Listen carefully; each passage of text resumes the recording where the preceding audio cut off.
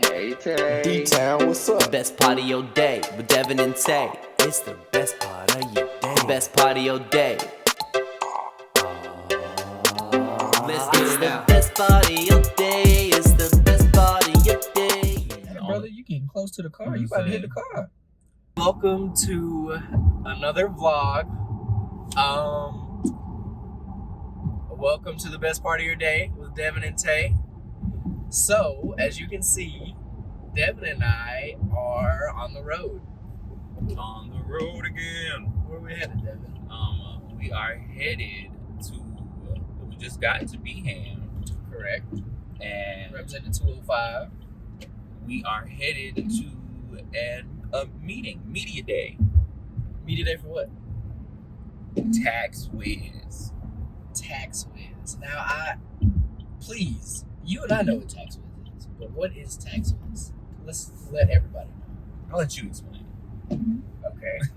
Well, TaxxWiz is a tech company that does taxes.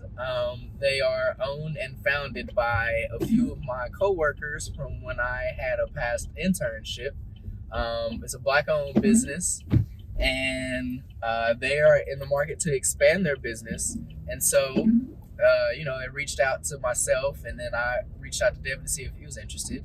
And so we are going to learn how to do taxes.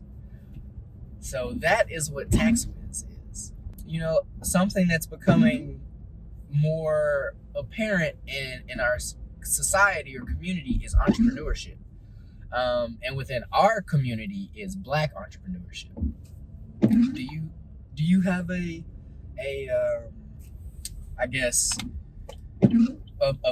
meaning to what Black entrepreneurship is to you? Well, Black entrepreneurship for me is really seeing people like you feeling all the different roles and services that are needed in your community or outside of your community. Mm-hmm. And so it's just like being able to taking that step further from just seeing us in the office to seeing us owning things. Because, ownership is really the biggest thing that I feel like we're lacking in the community. Sorry, y'all, I got sidetracked because I was trying to find this turn. But here you go. Is this where we are? Yeah, Studio 104, right? Yeah. But what does Black entrepreneurship mean to you? Black Wall Street. And Black Wall Street was in Tulsa, Oklahoma, and that's where you had lawyers, doctors, grocery stores, bankers, transportation systems. Everything that a community needs was Black owned because it was during segregation, and it was a thriving community before it was raised by the U.S. government. And by raised, I mean burned down. So to me, Black entrepreneurship means getting that back, like getting ownership back of what we lost. Because the only people that are the billionaires in this world own. You don't see billionaires that rent. And so Ownership is a step to freedom. it is financial freedom. And that's what I think. Honestly, I think the majority of people want financial freedom. They just really don't know how to get there. And you and I have been fortunate enough to have opportunities that put us on that path. And this is one of them. Yeah. So You miss all the shots you don't take. I mean, it only makes sense for us to see if we're gonna be able to do this and if we want to do this. Yeah, taking those chances and taking those opportunities. hey, brother, you getting close to the car. You about to hit the car. Taking those big Sorry. risks are the only ways. It's okay because I had got distracted as well. But yeah, taking those big risks are the only way to get big rewards. Mm-hmm. And so on our personal journeys to financial freedom and building generational wealth, we have to take these chances and step out of our comfort zone. I mean, me personally, I would have never done anything like this for real. I've always enjoyed numbers and stuff like that, but I would have never taken the step to become a part of something that this big because this is a really large well, not large yet. It's growing. It's growing. Yeah. And so getting a chance to work with Black people who are also business minded, you learn things every time you join something like that, or become a part of something, or take ownership in something. Mm-hmm. So it's a really huge. I feel like it uplifts you as well when you have ownership. Oh, absolutely. And you are like actually taking the chance to do something. That chance is gonna get you to where you need to be, regardless if it's the right one or not. Yeah. And another thing that comes with ownership is you have the power to help others. Yeah. You know, like if I own 3 houses, I have the power to give someone housing. Yeah. Right? Whereas if I don't own it, I can't help you out because I'm trying to help myself out. Yeah.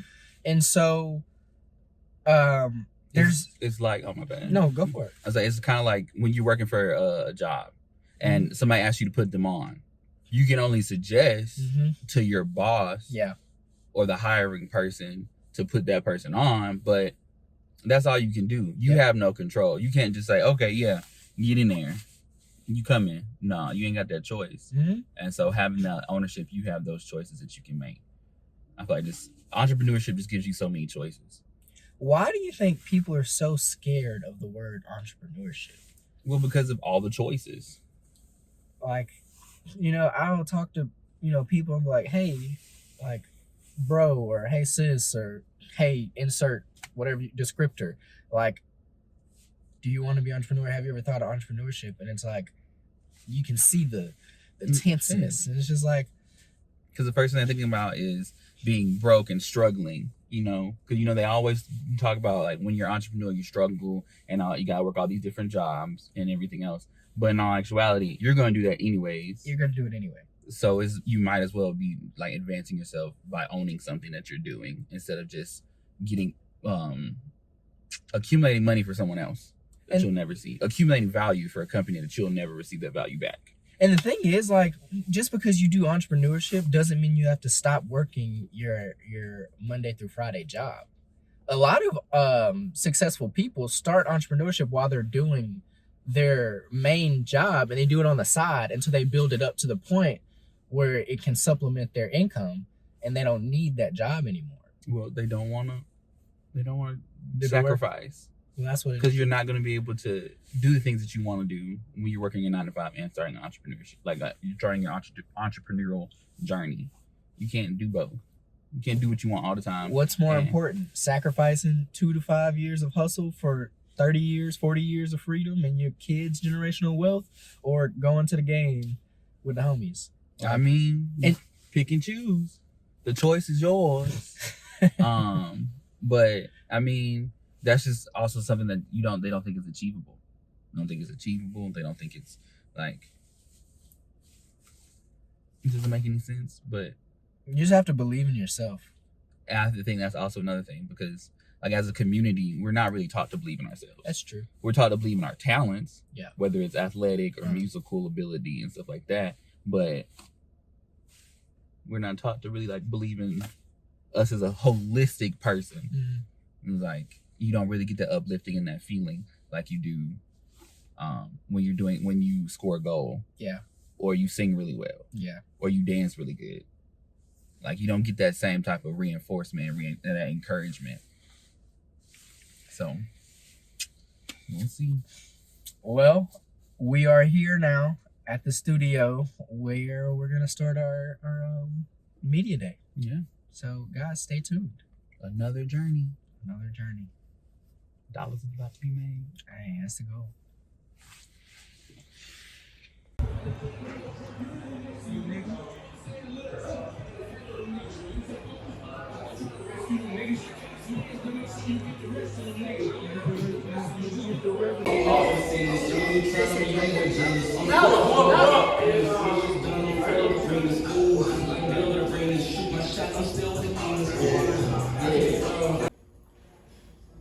Quiet on the set.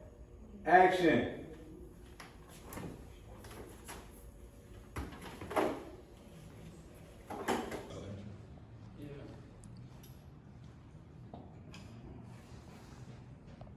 You know what you're gonna say, sir? Nah, we're gonna run it though. Alright, so everybody gonna just be looking at the camera. West in like 2 years, bro. East West Wings. Yeah, that's pretty That's good. it, that's it. Yeah. They got like the best wings in the city. Alright, That's how I'm going. y'all ready? Yep. Y'all remember y'all lines? I think so. We got it. As you can see, we have completed Media Day. We have repping TaxxWiz. Period. Okay, so Devin, I'm gonna start us off here with a question. Okay. What did we achieve this weekend? Well, we were able to network, meet some people, get some contacts. We got to talk to people about their businesses, why they started it. So I mean, it was overall good. I mean, this for me was definitely a big moment for me to step out of my shell. Yeah. Because we talked about it earlier on the car ride down when we weren't recording. I wouldn't be doing something like this. Most people may think of me as extroverted, but as I've gotten older, I'm not as extroverted as I used to be. Yeah. I'm very much content just chilling, you feel me? Mhm. But it was really nice. I had some moments where I was not. I was just chilling, doing my own little thing. Oh yeah, I noticed. And then Tay was over here social butterflying it up, bouncing around. Bouncing around.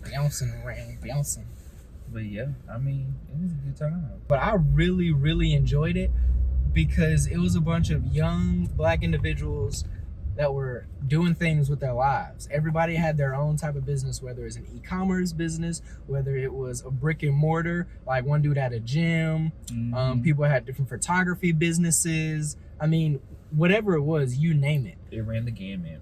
It did, and it was businesses of all types. Investing, stocks, yes. stuff like that. Yeah. It was great. No. And a lot of those people, bro, they are they're on the path that we are on. Yeah. And so like it feels good that, you know, we're a part of a family, that we're all on the same path to financial freedom. Yeah. You know, that generational wealth. Yeah. No, and then also another thing, while I think you were shooting or prepping for one of the skits that you were in, they were talking about their ride over because like some of these people were coming from Houston, Florida, and all those different locations. Well, the people that drove from Houston, they got pulled over in Mississippi, and their car was searched. Why?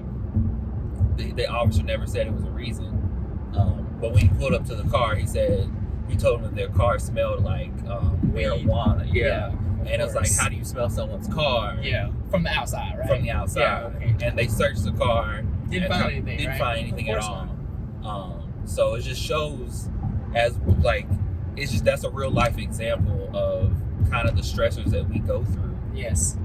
On our journey trying to really become financially free. Like they're coming over here. They came here to get information, talk to people, and further their business opportunities. And those different things are like standing in the way. Like, they didn't get a ticket. They weren't speeding. None of that. But it's the fact that a police officer saw a group of African Americans riding in a car together. Yeah. And stopped them. That is, you are getting an inside view on what it's like to be Black. This is just, sorry for the bumpiness, by the way. This is Birmingham roads, dog. They ain't made for the weak wheel. They're not. But yeah, that's what it is to be Black. Literally living your life and either being murdered, being arrested, being harassed some type of way. It's just real. It's real. I mean, we still had a great day today. Yeah, of course. But it's just, and some of the cons that come with it, like moving around in America while Black. Yep. So, we're going to shift gears here a little bit. Next question, Devin. So, now that you've experienced this media day, what are you, Devin, going to do? You know, we're on our way back to the Ville. What are you going to do with this, new experience that you have? I'm going to first off pick up on the steps they left for us to do before we got there. Yeah. Kind of like building my list of the people I want to reach out to and just really organizing it. And I'm also super excited to really get with this software because it's going to help my business like D-Town Productions get off the ground even faster. So like I'm like taking these steps to just like talk to people and just get to know how they move and operate their businesses is really great on giving me insight on what I want D-Town Productions look like in 2 years and 5 years and stuff like that. Yep. And so it just really just got me it's got me more focused. And that had been like kind of happening as we were gearing up to go down here, but it just did so more as well. What about yourself? My next steps definitely to get a list of individuals who I believe would want their taxes and not only get their taxes filed, but get the maximum amount back. Yeah. Because TaxxWiz has a reputation of getting the maximum amount back, and so to associate myself with something like that is creating a good what's the word I'm looking for? Reputation. Yeah. For myself, for the business that I have. So yeah, just getting that list down. We have to register we got to get our PTINs. Okay. And then like they have the self-service platform, Yeah. so it's not even necessarily getting someone to let me do their taxes. It's getting them to use our software instead of Tax Layer or TurboTax, Correct. or H&R Block and stuff like that. Because I mean, it pretty much has everything built in. Oh, it does. With It's the an amazing bookkeeping and everything else like that, like the receipt tracking and all that. It's just, this is a win-win. Yeah. Like 10 out of 10 experience, would definitely do it again. I mean, this is the beginning, but Yeah. I mean, it's all up from here, big dog. I agree. Okay, Devin. One final question for you, bro. So, entrepreneurship is not easy. I don't think there's anyone that's ever gone on this journey that has said they've had an easy time. You know, you face a lot of rejection. You face a lot of people not believing in you. A lot of no's. Trial and error. Yeah, trial and error. And if you're not consistent and intentional, then you can easily find yourself falling off by the wayside. And you can end up letting someone else steal your dream. So my question to you is, what motivates you to keep going through it all? What motivates me to keep going? Well, first is the people I have around me. I like, including the ones that are doing well and also the ones that aren't doing well. It's just like thinking about those people that I want to be able to help support and help motivate, as well as what they pour into me as well. And then family, of course, because I mean, I want to succeed just so I can make my mom proud, and so I can make my sister proud, make my brother proud, and my other sister proud, and like really showcase all of that, and also be an example for my nieces and nephews and like everyone around me. Entrepreneurship for me is less of a title. Like, I'm not very quick to say I'm an entrepreneur, because I think of it as a level. You know, I'm not quick to label myself as an entrepreneur. I like to label myself as a person who's just grinding and trying to achieve my different dreams. And it's like I want to be able to showcase authentic people's lives through my photography and videography. So that's why I do D-Town Productions. It's not about the money. It's not about the check. Like, getting it to that point is exciting, and like that part is exciting, but really just getting to the core of it, like really reminding myself, like, okay, if the money all fell away, if money wasn't an issue, why am I doing this? It's like my constant question. And so with D-Town Productions, it's because I want to showcase people. I want people to be pictured in the best light possible always, because I hate looking at bad pictures or bad quality things. You know how I am about that. And so instead of just being part of the problem, I'm a part of the solution. You know what I'm saying? I'm making sure I'm giving quality content to the customers who book with me, and like even like with the branding and the consultations, like all of that. And then it's just overall just really knowing that this is my way of tapping into what I meant to do. Like even going into college, I didn't pick my major because of money. Is what I wanted to achieve with it. And so it's really like that end goal that kind of brings me back in and keeps me going. Motivates me to stay up late, even though I don't stay up as late as I used to. I like my Z's, but the grind don't stop. What about you, Tay? What motivates you? The end result. Through all the struggle and the strife, the rejection, the no's, the people not believing, it's the end result. And the fact that I, in one of my business ventures, I have a mentor that I can lean on, that can always, whenever I'm down, he can always pull me up and reel me back in and be like, okay, is this still your end result? Yeah. And the answer is yes. You're talking about your family. So, it's my grandma, my grandpa, my church family, my mom when she wasn't, on her military duty.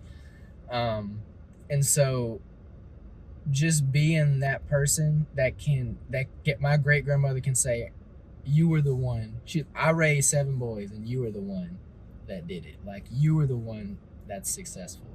Like, that means more to me than any amount of money. Like, having my mom's fairly young, and so when she retires from her job, she'll still have a lot of time left, and she'll still be able to play with my future children, her grandkids, and all of that. And I don't want her to have to worry about, because growing up, I was like, I always heard I can't afford it.